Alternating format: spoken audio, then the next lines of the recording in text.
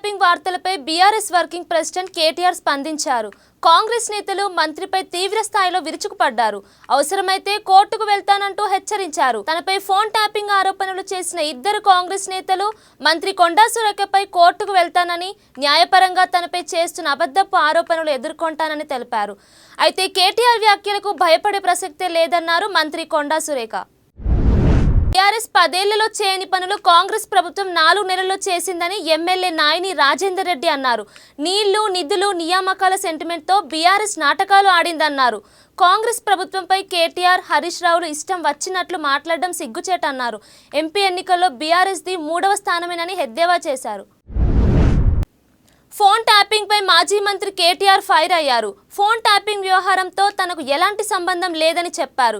ఫోన్లు ట్యాప్ చేసి తాను హీరోయిన్లను బెదిరించానని ఇటీవల ఓ మంత్రి అన్నారని, ఇలాంటి అసత్య ఆరోపణలు చేసేవారిని తాను వదిలిపెట్టుకోబోనని హెచ్చరించారు.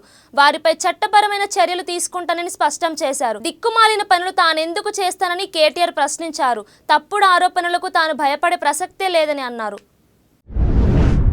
రాష్ట్ర రాజకీయాలను షేక్ చేస్తున్న ఫోన్ ట్యాపింగ్ కేసుపై బీజేపీ సీనియర్ నేత ఎంపీ లక్ష్మణ్ స్పందించారు. ఫోన్ ట్యాపింగ్ వ్యవహారంపై కేంద్ర దర్యాప్తు సంస్థ సీబీఐతో విచారణ జరిపించాలని డిమాండ్ చేశారు. సీఎం రేవంత్ రెడ్డి ఈ కేసును సీబీఐకి అప్పగించాలన్నారు. ఫోన్ ట్యాపింగ్ కేసుపై తెలంగాణ గవర్నర్ను కలుస్తామని స్పష్టం చేశారు. హుస్నాబాద్ నియోజకవర్గం వ్యాప్తంగా ఏమైనా సమస్యలు ఉంటే తన దృష్టికి తీసుకురావాలని మంత్రి విజ్ఞప్తి చేశారు. మార్నింగ్ వాక్లో భాగంగా స్థానిక సమస్యలను అడిగి తెలుసుకున్నారు. వర్షాకాలంలో సరైన విధంగా వర్షాలు పడని కారణంగా కరువు ఏర్పడిందన్నారు. రైతాంగానికి కొంత ఇబ్బందులు వస్తున్న మాట వాస్తవమేనని, ప్రభుత్వం అన్ని రకాల చర్యలు తీసుకుంటుందన్నారు. తాగునీటి సమస్య అసలే లేకుండా ఉండే విధంగా ప్రభుత్వం ప్రత్యేక శ్రద్ధ తీసుకుంటుంది. బీఆర్ఎస్ పార్టీ కండువాపై గెలిచి రాజకీయ లబ్ధి కోసం పార్టీలు మారిన నాయకులను వెంటనే సస్పెండ్ చేయాలని గతంలోనే స్పీకర్ను కలిసి బీఆర్ఎస్ ఎమ్మెల్యేలు వినతి పత్రాన్ని అందజేసినప్పటికీ స్పీకర్ స్పందించలేదని మాజీ మంత్రి కేటీఆర్ ఆరోపించారు. ఈ ఆదివారంలోపు దానం నాగేందర్, కడియం శ్రీహరిలను అనర్హులుగా ప్రకటించి సస్పెండ్ చేయాలని డిమాండ్ చేశారు. లేని పక్షంలో హైకోర్టు, సుప్రీంకోర్టులను సంప్రదిస్తామని కేటీఆర్ అన్నారు. ఇతర పార్టీ కండువాలపై గెలిచి పార్టీ మారిన నేతలను వెంటనే సస్పెండ్ చేయాలంటూ సుప్రీంకోర్టు ఇచ్చిన ఆదేశాలను స్పీకర్ మర్చిపోయారని ఎద్దేవా చేశారు. కాంగ్రెస్ పార్టీ ప్రభుత్వం రాగానే 200 మంది రైతులు ఆత్మహత్య చేసుకున్నారని, గత మా పాలనలో ఒక్క రైతు కూడా ఆత్మహత్య చేసుకోలేదని మాజీ మంత్రి, పెద్దపల్లి బీఆర్ఎస్ ఎంపీ అభ్యర్థి కొప్పుల ఈశ్వర్ అన్నారు. ఇప్పటికైనా రైతులను ఆదుకోకపోతే ప్రభుత్వాన్ని ఎండగడతామని హెచ్చరించారు. పెద్దపల్లి జిల్లా మంతని మున్సిపల్ పరిధిలోని పోచమ్మవాడలో సాగునీరు లేక ఎండిపోయిన పంటలను జడ్పీ చైర్మన్ పుట్ట మధుతో కలిసి పరిశీలించారు. అక్కడ ఉన్న రైతులను పరామర్శించి రైతులకు అండగా ఉంటామని భరోసా కల్పించారు. తెలంగాణ రాష్ట్రంలో హైదరాబాద్ తర్వాత అతివేగంగా అభివృద్ధి చెందుతున్న జిల్లా కరీంనగర్ జిల్లాని, కరీంనగర్ నగరానికి స్మార్ట్ సిటీ హోదా తమ ప్రభుత్వ హయాంలోనే వచ్చిందని ఎమ్మెల్యే గంగుల కమలాకర్ గుర్తు చేశారు. గత ముఖ్యమంత్రి కేసీఆర్ కరీంనగర్ జిల్లాపై ప్రత్యేక దృష్టి సారించి గణనీయమైన అభివృద్ధికి తోడ్పడ్డారని, నగరంలో ఊహించని రీతిలో అభివృద్ధి జరిగిందన్నారు.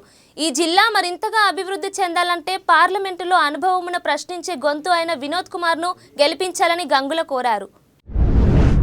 ఖమ్మం జిల్లాలో అనుమతి లేకుండా నడిపిస్తున్న ఆసుపత్రి, డయాగ్నోస్టిక్ సెంటర్స్లో ఇష్టారాజ్యంగా చీడ పురుగుల్లా వ్యవహరిస్తూ చట్ట వ్యతిరేకంగా స్కానింగ్, అబాషర్ను చేస్తున్న ఆసుపత్రులపై కఠిన చర్యలు తీసుకుంటామని ఖమ్మం జిల్లా వైద్య అధికారిని డాక్టర్ ఎం మాలతి అన్నారు. కోవిడ్ కష్టకాలంలో రోగులు 24 గంటలు సేవలు అందించి జాతీయ స్థాయిలో ఖమ్మం జిల్లాకు పేరు ప్రఖ్యాతలు వచ్చాయన్నారు.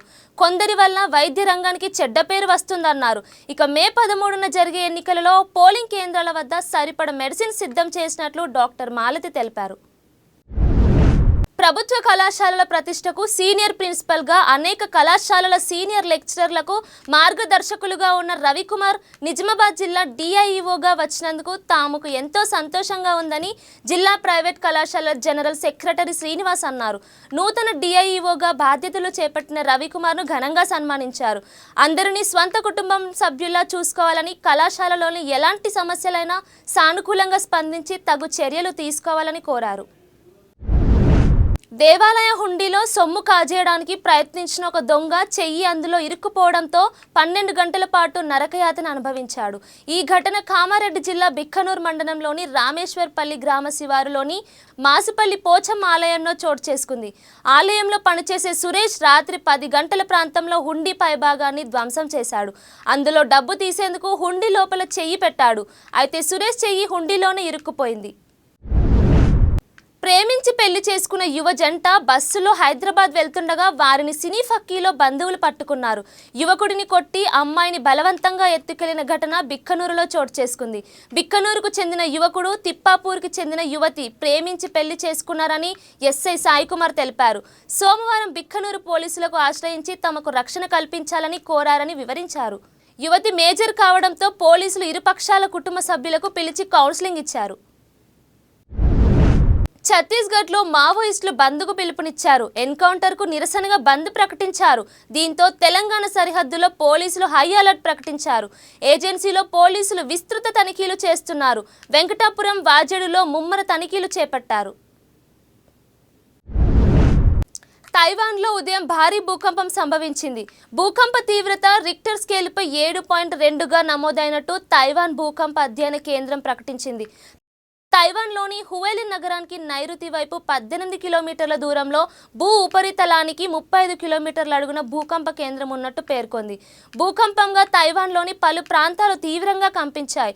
అనేక భవంతులు పక్కకు ఒరిగాయి. గత 25 ఏళ్లలో తైవాన్లో ఈ స్థాయి భూకంపం సంభవించడం ఇదే తొలిసారని అధికారులు ప్రకటించారు. పసిడి పరుగులు పెడుతోంది. సామాన్య ప్రజలు కొనాలంటే అందని స్థాయికి బంగారం ధరలు పెరిగాయి. తాజాగా పెరిగిన బంగారం ధరలు ఆల్ టైమ్ గరిష్టానికి చేరాయి. ప్రస్తుతం 10 గ్రాముల బంగారం ధర 71,834 రూపాయలుగా కొనసాగుతోంది. తెలంగాణలో రోజురోజుకి ఉష్ణోగ్రతలు పెరుగుతున్నాయి. ఉదయం నుంచే భానుడు ప్రతాపం చూపిస్తున్నాడు. మధ్యాహ్నం వరకే 40 డిగ్రీలకు ఉష్ణోగ్రతలు పెరుగుతున్నాయి. పగటిపూట ఉష్ణోగ్రతలు ఇప్పటికే పలు ప్రాంతాల్లో 44 డిగ్రీలకు చేరువయ్యాయి. మరోవైపు వాతావరణ శాఖ కీలక హెచ్చరికలు జారీ చేసింది. రాష్ట్రంలో రానున్న 5 రోజుల్లో గరిష్ట ఉష్ణోగ్రతలు క్రమంగా 2 నుంచి 3 డిగ్రీల వరకు పెరిగే అవకాశం ఉందని వెల్లడించింది. ఈ నెల 5 వరకు వేడి, తేమ కారణంగా అసౌకర్యమైన వాతావరణం పలు జిల్లాల్లో ఏర్పడుతుందని ఐఎండీ తెలిపింది.